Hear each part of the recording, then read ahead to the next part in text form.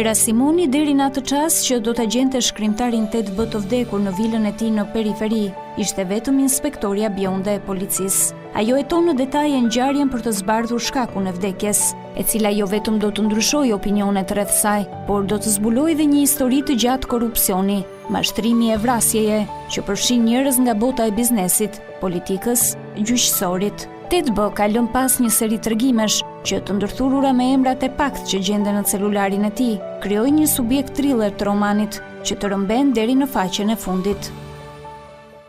Historia 8B është një roman thriller, është shumë interesant.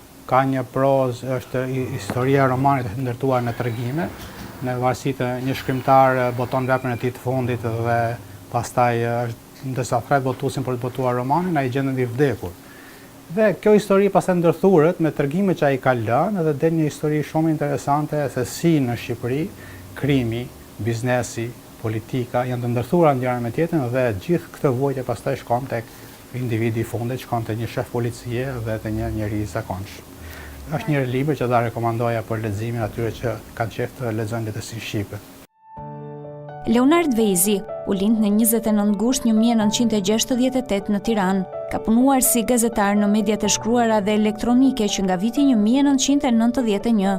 8B është libri i tij i 12.